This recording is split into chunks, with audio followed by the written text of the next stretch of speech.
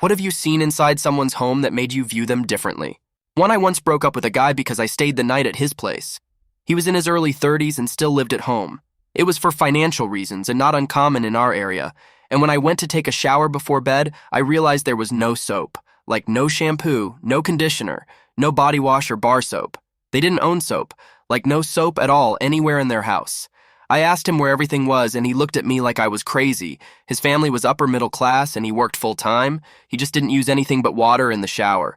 Yeah, bye, Felicia. 2, I'm a CSI. I went to a residential burglary when I used to work at an agency in North Carolina. The homeowners were in their 70s.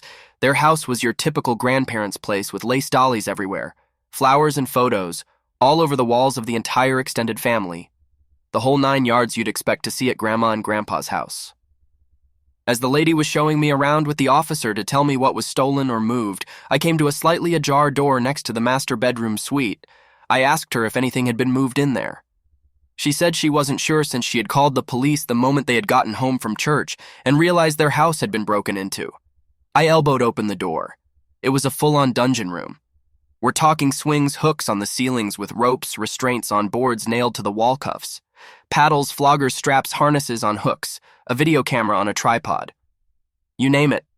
She looked around, put her hand on her chest, and with what seemed a sigh of relief and said, "There looks like nothing was touched in here. I will never look at an old woman in a Peter Pan collar and flower pattern dress the same." Now 3, a girl I hung out with in college, had me over to study together. We didn't have dorms. We lived close enough to just walk to college. So was at her house, I saw this little colorful urn on her TV stand, and I said, "Oh, that's a pretty pot." She got this really sad smile and replied, "Thanks, that's my daughter." I felt so bad. 4, once when I was a kid, I was invited to stay over for dinner at a friend's house. My friend's mother poured a large quantity of ketchup into a cereal bowl which the entire family all casually dipped their fingers into and licked throughout the meal. 5, stay the night at this girl's house and got up early to make some breakfast. I'm looking through the cabinets looking for salt and pepper to add to my eggs. Come to find out, this lady has no spices in her house, none, not even salt. Like what 6 trick or treating as a kid, we were always scared to go to one neighbor's house. The yard nor home was well kept. Stories circulated in the neighborhood for years that he was a mean man, had gotten rid of his family, etc.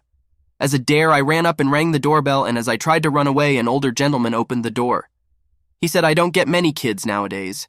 Happy Halloween," and held out a bowl of yummy candy bars. I peeked in and it was a meticulously kept home. On the inside, a little candle lit neatly folded blankets and magazines next to his lazy boy chair. He was so kind, I believe his kids were grown and had moved away. Wife had passed away years ago. Made me not believe the rumors that get started about people anymore. 7A carpeted bathroom, 8 a sandbox in the middle of the living room, then came the cat book 9. Her toddler chewing on a used douche applicator. 10 had a litter box with litter and poop in it and no pets. 11 poop knife.